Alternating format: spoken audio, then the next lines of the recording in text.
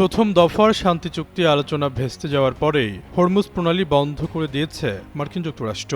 এই মুহূর্তে ইরানের সমস্ত বন্দরে চলছে মার্কিন অবরোধ। এমন পরিস্থিতিতে আগের অবস্থান থেকে সরে এসে কিছুটা সুর নরম করেছে ইসলামিক বিপ্লবী গার্ড। রয়টার্সের এক প্রতিবেদনে দাবি করা হয়েছে, ওমানের উপকূল ধরে পণ্যবাহী জাহাজ বা তেলের টাঙ্কা চলাচল করতে বাধা নেই বলে যুক্তরাষ্ট্রকে প্রস্তাব দিয়েছে তেহরান।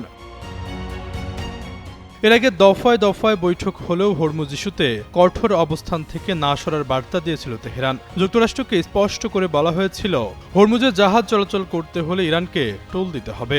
এমন ঘোষণার পর নতুন করে উত্তেজনা দেখা দেয়। এরপরই হরমুজ প্রণালীতে অবরোধ ঘোষণা করে মার্কিন যুক্তরাষ্ট্র।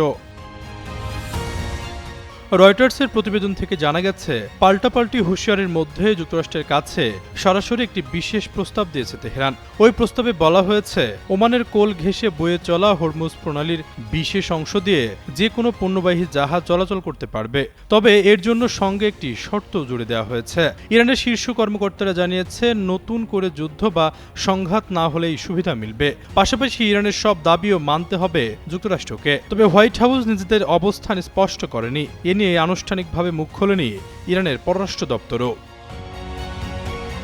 পারস্য এবং ওমান উপসাগরের মাঝে হরমুজ প্রণালীর সবচেয়ে সরু অংশটি ৩৪ কিলোমিটার চওড়া। এর এক পাড়ে ইরান, অন্য পাড়ে ওমান। ভৌগোলিক অবস্থানের কারণে হরমুজের উপরে ইরানের নিয়ন্ত্রণ সবচেয়ে বেশি। তাই যুদ্ধে নিজেদের আধিপত্য ধরে রাখতে হরমুজকে হাতিয়ার হিসেবে ব্যবহার করছে তারা। পাল্টা ইরানের সমস্ত বন্দর অবরোধ করায় তেহরানও যে বিপাকে পড়েছে সেটাও স্পষ্ট।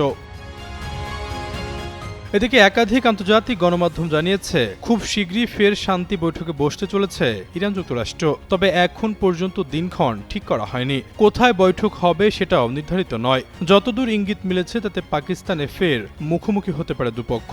তার আগে আমেরিকার বিশেষ বার্তা নিয়ে তেহরানে গিয়েছে পাকিস্তানের প্রতিনিধি দল। ইরানের পররাষ্ট্রমন্ত্রী আব্বাস আরাঘসির সঙ্গে বৈঠক করবেন তারা। এর মধ্যে হরমুজ প্রণালী নিয়ে সরাসরি প্রস্তাব পাঠালো ইরান। আশরাফুল ইসলাম, যুগান্ত নিউজ।